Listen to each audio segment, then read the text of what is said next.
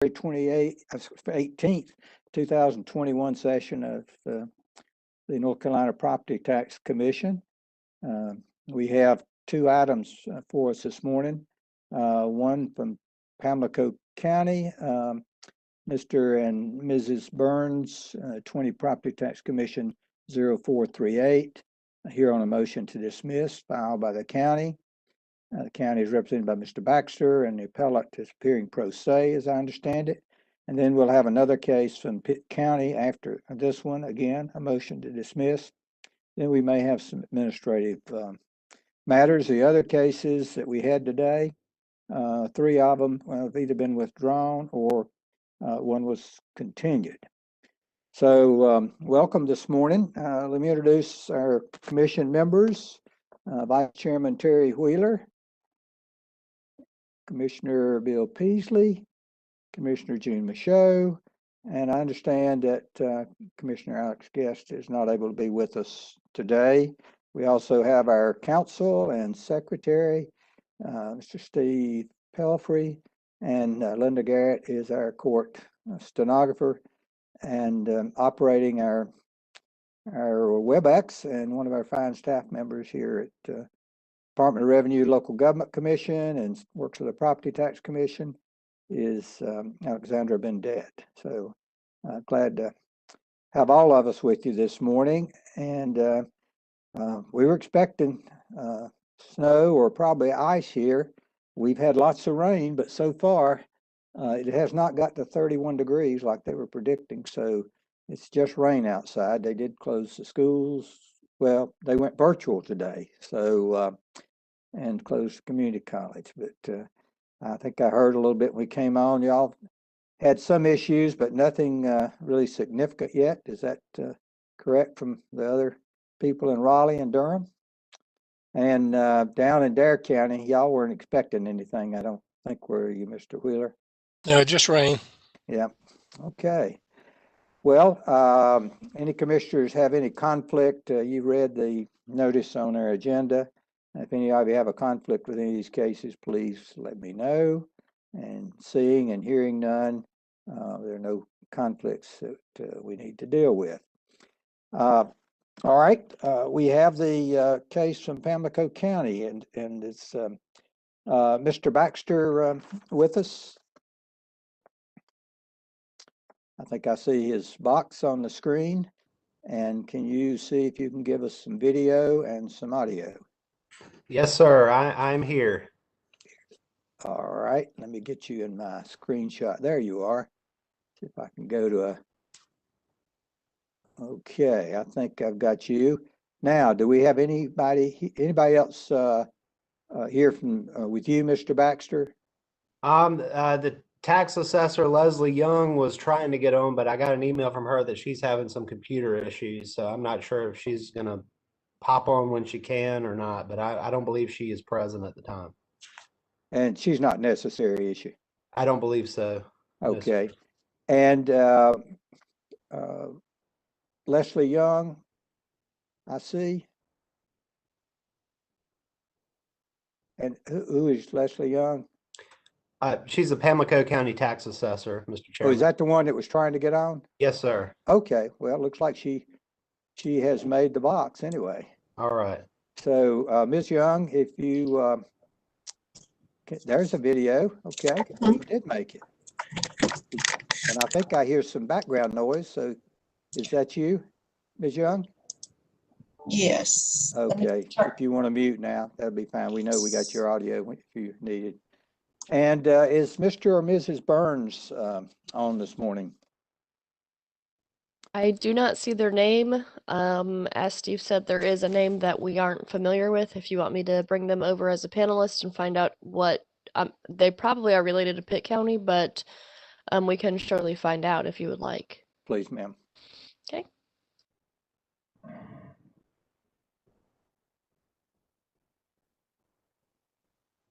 So it's Mr. Thomas Norman, I see, is with us.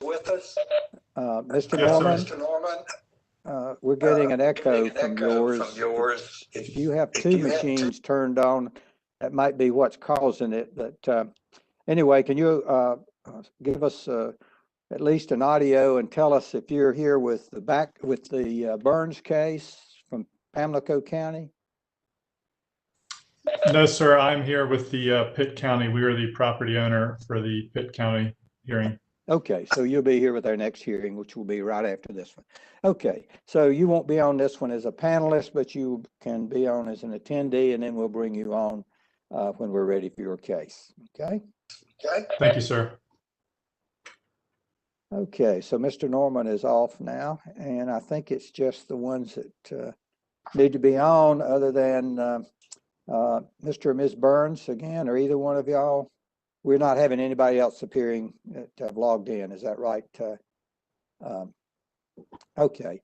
Mr. Baxter, we'll hear from you on your motion to consider to dismiss. Thank you, Mr. Chairman, and I'll be brief. This matter concerns property during the revaluation Pamlico County performed in 2020, the property of Daniel and Dixie Burns. This is an untimely appeal to the Pamlico County Board of Equalization and Review. Notice was published per the motion to dismiss and affidavit of publication previously filed with the commission that published an adjourned date of June the 1st, 2020. Revaluation notices were sent out to the taxpayers at both PO box addresses that are on file with the tax office. For this particular property, 3558 Upper Neck Road, the Burns submitted an appeal to the Board of Equalization and Review on, let's see, August 14th, 2020. So a month or 2 months and 14 days after the adjourned date of the Board of Equalization and Review. Pamlico County Board of Equalization Review met on September 9th, 2020 and dismissed the appeal for being untimely. Therefore, it's Pamlico County's position that since the Board of Equalization Review did not have jurisdiction to hear the case, therefore the Property Tax Commission does not have the jurisdiction to hear the valuation issue. The taxpayers did submit some evidence of Miss Burns' health issue. While Pamlico County certainly sympathizes and in no way minimizes Ms. Burns' medical issues, we do not believe it rises to the level of a legal disability or some other legal issue that would prevent the Burns from appealing timely to the Board of Equalization Review. In fact, included in the motion and the exhibits agreed to by the taxpayer and the county was an appeal that the Burns filed with the Board of Equalization and Review on another property in February of 2020, 47 Spinnaker Point Road, and were successful in getting a look by the tax assessor at the valuation of that property. So I believe that is sufficient evidence to show that no legal disability prevented the Burns from making a timely appeal of 3558 Upper Neck Road. Therefore, we are asking that the commission dismiss this appeal for being untimely. I'm glad to answer any questions the commission has.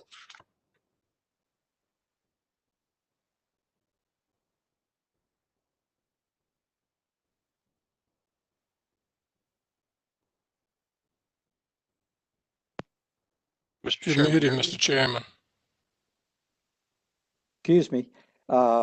If Steve, Mr. Pelfrey, if you can let us know about proper notice being served on Mr. and Ms. Burns.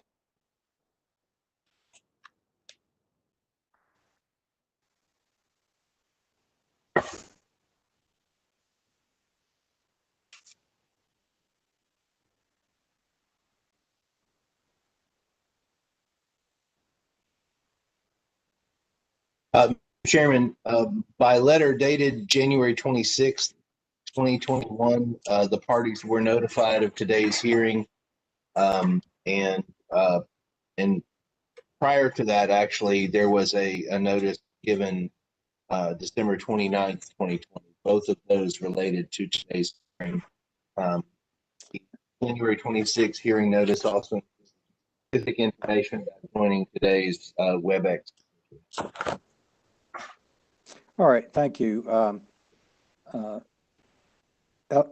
Ms. Dat, Our property valuation specialist for Pamlico County is in contact with the taxpayer. I guess there was some confusion as to logging in, and he is assisting in getting them logged in now. oh, I don't okay, know if that changes anything for you. yes. So we'll be in brief recess, or no use going out. We'll just all stay on. You may want to mute.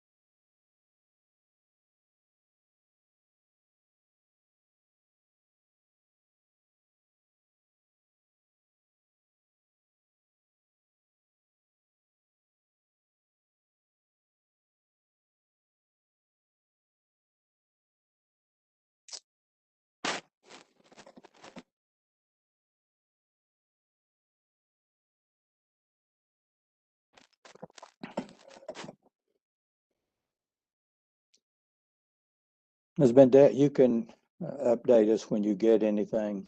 Otherwise, we'll just stay in recess unless we see them come on.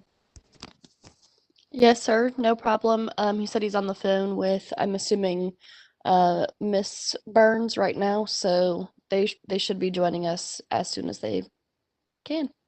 Good, thanks.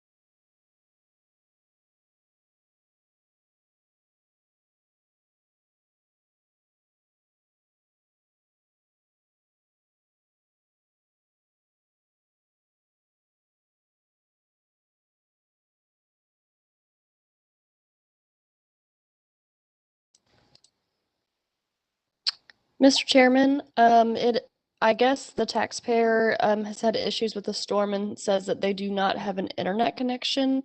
We do have the option of calling through the WebEx if you would like to try that way. Please do. That'd be good. Thanks. Okay.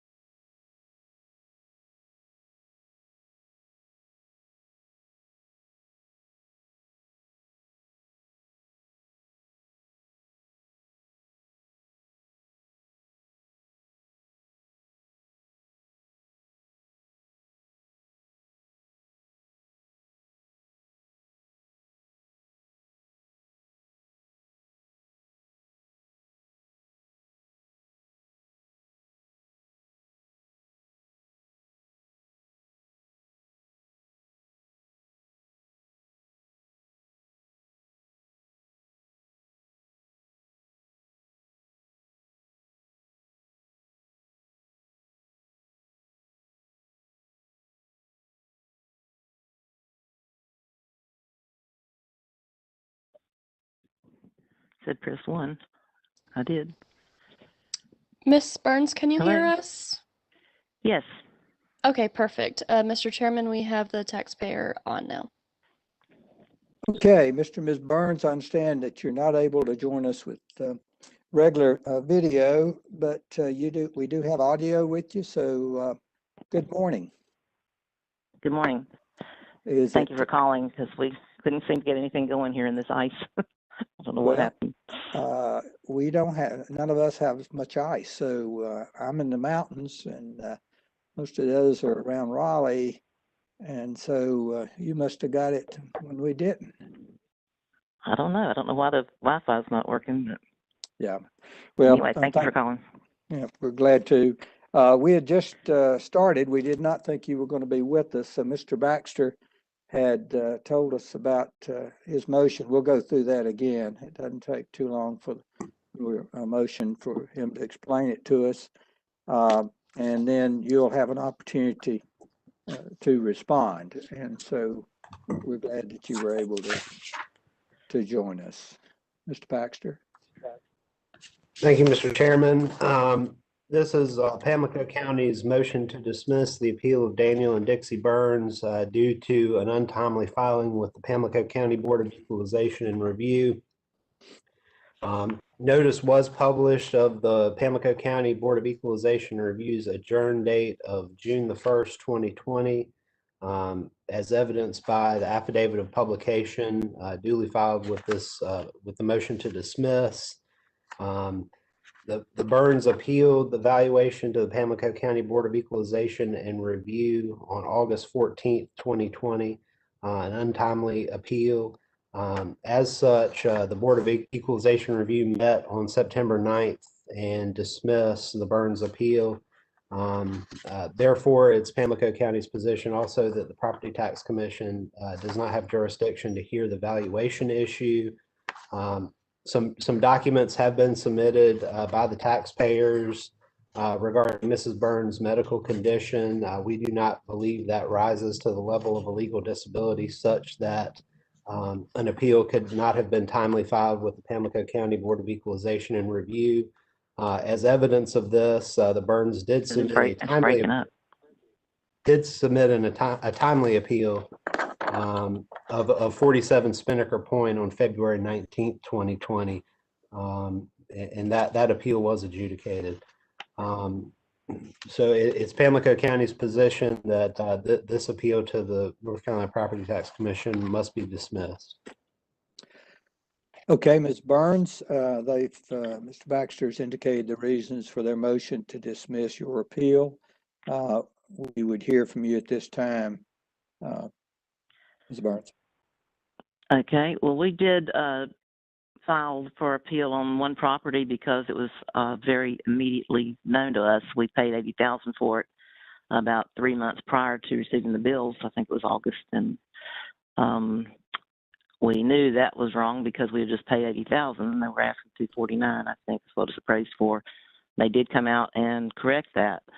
At that point, I was working on taxes, and the rest of the papers got mixed in with the tax papers, which I had to send the attorney to our accountant in High Point, and they were delayed because of the COVID. We didn't get them back till July 15th when the taxes were sent in.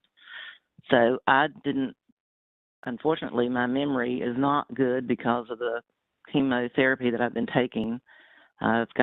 You have the records there of all the appointments I've had in the past 3 years ongoing. And I couldn't file because I didn't have any information to file on the appeal. I did the best we could on what we had. And when we got the bill, of course, we realized there was a problem and found out that our records have been wrong since 2018. We were just trying to get the records corrected. All right, is there anything else? Think of? And the records you were talking about, do you want to explain that? I think there was something that I saw you were questioning the square footage and possibly an elevator that with your Yes, sir. issues. There is no elevator there. We put a shaft in when we built the house, but no elevator. And the square footage is 2,800. The appraiser came out the other day and reappraised and said yes, it was about 2,800 square feet, and we're being charged at 4,226. That figure we didn't know until I saw it on Zillow when I was trying to look up comparisons on properties to see if our property was being overcharged. Okay, and that was an appraiser for the county, for Pamlico County? Yes, sir. He came out to reappraise for this year because we refiled again for this year. Okay, Mr. Baxter, I don't think you're required to, but if there was error on a tax card, that may be something you can look at for prior years. So that would be up to y'all, and y'all could talk about that later if there's anything there. And she's aware of her appeal rights for this year, I think. So any response, Mr. Baxter, further from you? No, sir. I would just reiterate that there was a timely appeal of another property, and I think that's evidence that the Burns had the ability to appeal this one and just failed to do so. And I think the commission is bound by 105-322 G2A, which requires that all hearing requests have to reach the Board of Equalization Review prior to its adjourn date. And that's all I have. Okay, questions from commissioners? Do we need to go into executive session to discuss this? Anybody feel like we do? Okay, discussion or a motion? I make a motion, Mr. Chairman, to grant the county's motion to dismiss. Okay, Mr. Wheeler, do I have a second to that? I'd have to second it, yes. Okay, so we have a motion, a second. Further discussion? If not, all in favor of the motion, say aye. Aye. Aye. Aye. Ms. Burns, Aye. and the motion carries unanimously. Ms. Burns, we don't have any discretion in a matter like this. The way the statutes are written, as we understand them in the court cases. So you know apparently, and you're appealing in 2020, your 2020, I guess. So I think this was, no, I guess it's the 2021. This was 2020. And you may have some discussions with the county about your incorrect, if there's anything incorrect on your property card. Anything else, Ms. Burns, Mr. Baxter? That's for my part. Okay, thank y'all very much. And so we'll go into the next case. I don't see any reason to take a break at this time unless the commissioner, anybody indicates to me that they need one. Okay. So we'll be at ease while Ms. Bendeth makes that transition.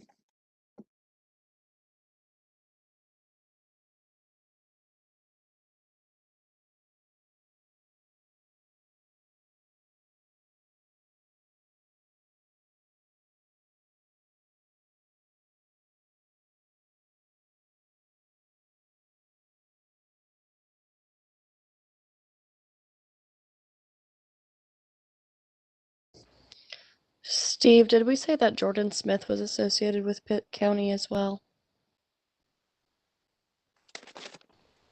Yes, that's correct. Okay. All right, that should be everybody for the Pitt County. Okay, so the next item on our agenda is from Pitt County, Greenville Mobile Estates LLC, 20 Property Tax Commission, 0522. Here on a motion to dismiss from Pitt County. County is represented by Ms. Janice Gallagher. And the appellate, someone is appearing pro se. Okay, do we have Mr. Gallagher? Ms. Gallagher it is, rather. Mr. Chairman, Jordan Smith, I'm Assistant County Attorney. I'll be appearing on behalf of the county. Okay, all right. So the county is represented by Jordan Smith in this matter. Let the record reflect. And I see Mr. Who else do we have? Can you identify yourself? Yes, this is Mr. Thomas Norman here on behalf of the property. Okay, and see somebody else, Sam Groom, I believe. You're muted, Mr. Croom. Sam Crone, Pitt County Tax Administrator. Okay, so you're with Pleasure the to be with y'all county. today. Okay, Mr. Norman, is there anybody else with you appearing on behalf of the appellant? No, sir. Okay. Mr. Smith, you filed this motion to dismiss from Pitt County, so we'll hear from you at this time. Thank you, Mr. Chair, members of the commission. Jordan Smith, Assistant County Attorney. This is my motion to dismiss, filed on December 22nd. Also filed a supplement to my motion to dismiss, including some affidavits on February 4th that was served on the taxpayer as well. There were two issues in my motion to dismiss. One was that the appeal to the local board of E&R was untimely. And secondly, that the taxpayer has not properly served this appeal on the county assessor and the county attorney. Just getting to the facts a little bit, in 2020 was a countywide reappraisal year in Pitt County. Notices of change in values were mailed out by our contracted mail vendor, Data South, on February 14th. Data South has executed an affidavit showing that they had mailed the change in value to the taxpayer at the last known address. That affidavit is in my supplemental documents filed on February 4th. The Board of Equalization Review schedule was properly advertised in the local paper, the Daily Reflector, showing an adjournment date of June the 11th. I have an affidavit from the Daily Reflector showing that this was advertised on May 15th and May 29th, which is proper. The Board of Equalization Review for Pitt County did in fact adjourn for the year on June 11th. There's an affidavit in my supplemental materials from the chair of the Board of Equalization Review. The appellants filed their appeal on July 30th, a month and a couple of weeks after the adjournment date. Proof of that is in my original motion to dismiss. Have an envelope, Exhibit 1, showing a postmark date of June 30th. The Pitt Board of Equalization Review scheduled a hearing on this matter for October 12th. Taxpayers were notified of this hearing and did, in fact, appear. Excuse me, that letter went out on October 12th. The hearing was on November 9th. The Board of Equalization Review heard from the taxpayer on November 9th and, believing they did not have jurisdiction, dismissed the appeal for being untimely filed. Notice of that decision was mailed to the taxpayers on November 12th. This was the correct decision of the Board of Equalization Review. They simply did not have jurisdiction to hear an appeal filed after their adjournment date. The statute on this is clear. The previous counsel, Pamela Clough, quoted it well. It says appeals shall be made in writing or by personal appearance before the board prior to its adjournment date. That's 105-322G2A. Case law is clear on this.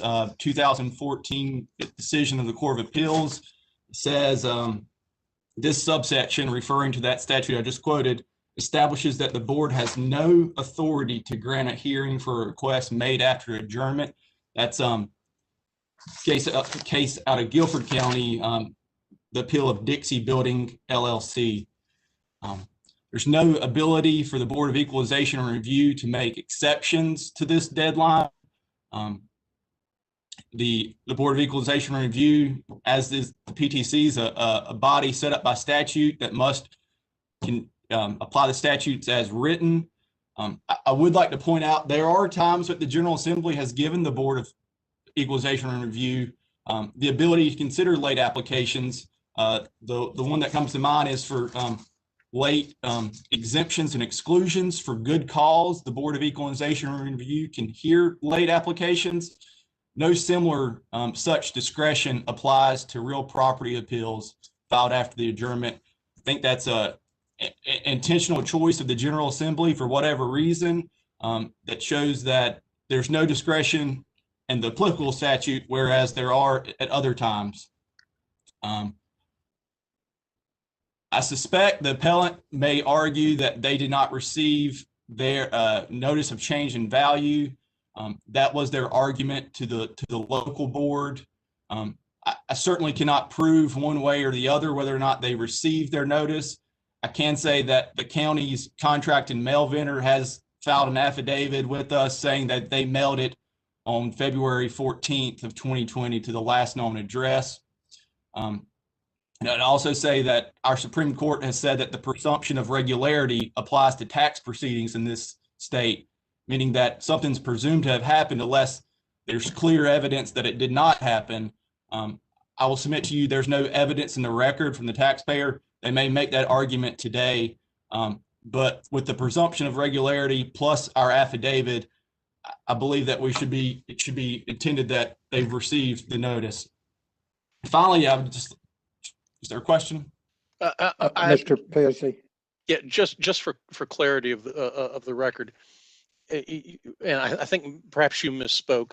The appeal that was filed, you said that it was filed June 30th of 2020, and you referenced the envelope, which is Exhibit 1 in your original motion, and it's July 30th, is it not?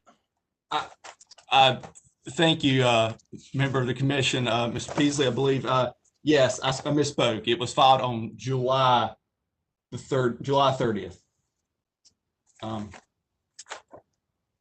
Okay, thank you. Anything further, Mr. Smith? And second part of my motion is just that I don't believe this appeal was properly served on the county. By statute, it's required to be served on the assessor, and I believe that means by regular mail. The only notice we got of the taxpayer's appeal was via email to county assessor staff.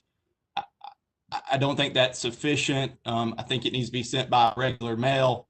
And finally, the commission's rules make it clear that it also needs to be served on the county attorney's office. The fileable PDF forms you have on your website make this clear. The acknowledgement of appeal sent by your general counsel and secretary to the board reminds taxpayers of this obligation to serve it on the county assessor and the county attorney. The county attorney's office has received no notice of this appeal, received a copy obviously forwarded by the county assessor, but nothing from the taxpayer. And for those reasons, we believe that the appeal should be dismissed by the commission. I'd be happy to answer any questions. All right, thank you, Mr. Smith. We'll hear from Mr. Norman. Sure. Hello, Mr. Chairman and the commissioners. Thank you for your time today. I appreciate it. And yeah, I mean, ours is pretty simple. I mean, you heard it earlier. We've already appealed once. We've submitted documentation to Russ Hill with Pitt County. We've had numerous discussions with him, but we did not receive this reevaluation. And if you can look at the track record of what we've done since we found out about this, we've not only appealed with Russ Hill via numerous emails, which are documented. But we've also appeared at the Board of Equalization, and now we've already come all the way up to the North Carolina Board. So if you look at the kind of track record, I mean, as soon as we found out about this, we've been very diligent about appealing this tax. And they say that, you know, it was mailed. I think everyone on this call can agree that the United States Postal Service is having issues with their mail. If people can't agree with that, then, you know, they don't live in the Southeast. The United States Postal Service is having issues with their mail. There's no documentation that we received that letter. As soon as we found out about it, we have followed all the steps to appeal. And, you know, we think it's fair to hear the valuation issue because it's substantial. I mean, we paid $170,000 for this property, and they appraised it for $1.4 million. There's no support for their appraisal. We sent them an appraisal that we had done as part of purchasing the property. It appraised the property for $345,000 as is, and at a stabilized value of $860,000. So, you know, I feel like one, we need an explanation for our 1.4. There's no support for it, and two, you know, the burden has been put on the taxpayer that they're saying we received this notice, which they have no documentation other than the third-party vendor has signed some affidavit saying they mailed it. Well, a really interesting thing about our case was we were heard with another appeal, and they had 30 plus properties in Pitt County. And this is recorded, you can look at it. They had only received half of their notices. Out of 30, they had only received half. And so we're one small property and one small notice, but there's another property owner that had 30 and they've received half of their notices. So I think that's just a really good data point for us all to look at and say, there is no evidence that we received this. And as soon as we were made aware of it, we followed all the steps and procedures to try to get this reevaluated. All right, Mr. Norman, let me ask you a question. Did you say you did not receive the notice? Absolutely. We did not receive it. Same thing we said in our appeal to Pitt County. Okay. And Mr. Smith, does the county have any process for returned notices? Do you track those? Do you know whether or not this one came back or any information about it? We use a mail batch vendor, but to my knowledge, we got no returns, but I wouldn't know that process intimately. Okay. Are you saying you got no returns from the ones you send out, or? Mr. Chairman, I truly, I don't know the answer to that question. Okay. Chairman, this is Sam Croom, the county assessor. Okay. If you'd like me to speak to that, I can. Okay, sure. We do receive return mail on a regular basis, and what our job is we divide that up between the assessment staff and the collection staff, and both staffs work that to find the proper address. But if my memory serves me correctly, I think the address is actually correct. So that would lead me to believe that the United States Postal Service did not return that to us because of a bad address. And also South Data, our mail vendor, basically charges $1,000 per year to verify all addresses against the United States Postal Service. And that's a requirement of the United States Postal Service.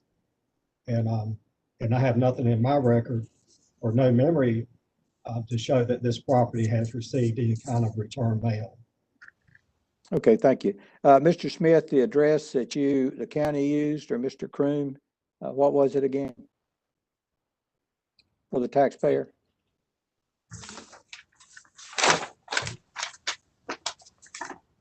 Chairman, I have PO Box 460049, Department 501. Excuse me, that's the incorrect parcel. I have 206 College Street, Unit 1084, Pineville, North Carolina, 28134. Okay, is that the correct address, Mr. Norman? Yes, Mr. Chairman, that is. Okay. All right. Questions from commissioners? Mr. Pelfrey, let me ask you a question. If you can unmute.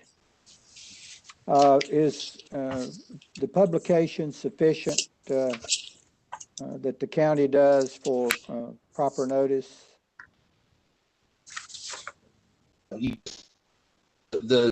procedure for providing notice of the adjournment for VNR is set out in the statute and are with the IT education and so forth that the county has provided. It certainly appears that they have complied with the statutory requirements.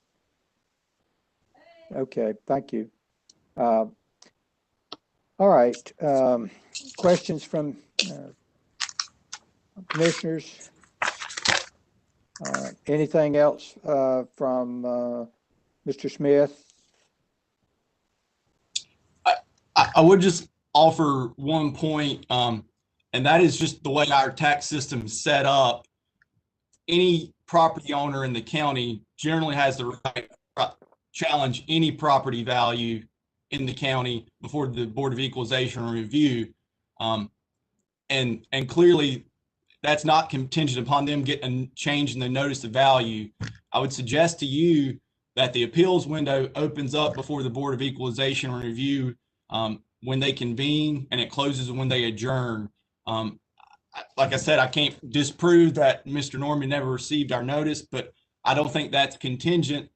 Receiving that notice is not contingent upon opening or closing his appeal rights, because any property owner in the county has the right to challenge any property value in the county, and not everybody gets a notice of value for every piece of property.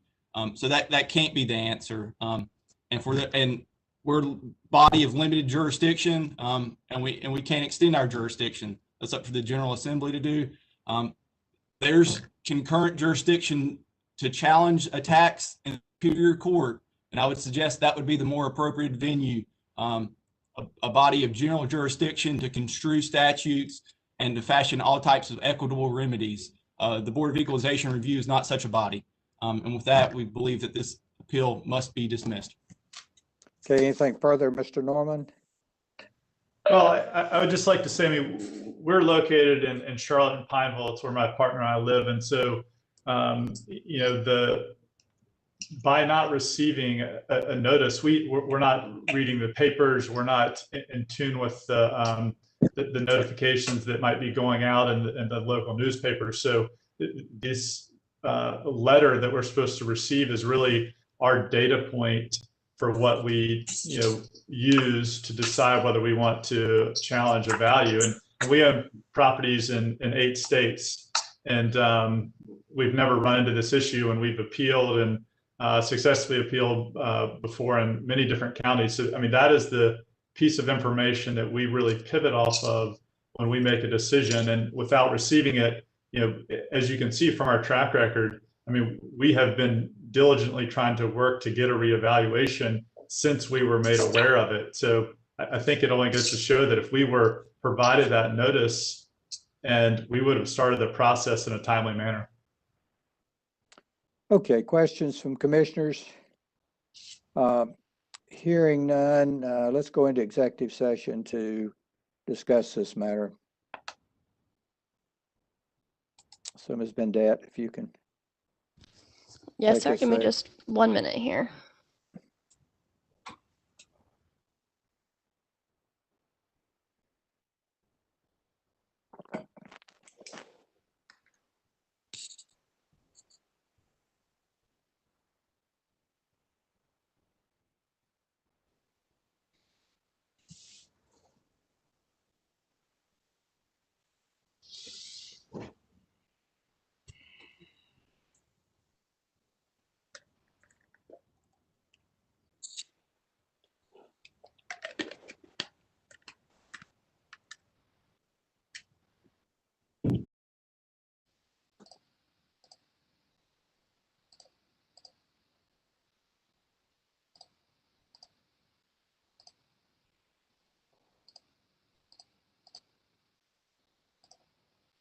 We are all set.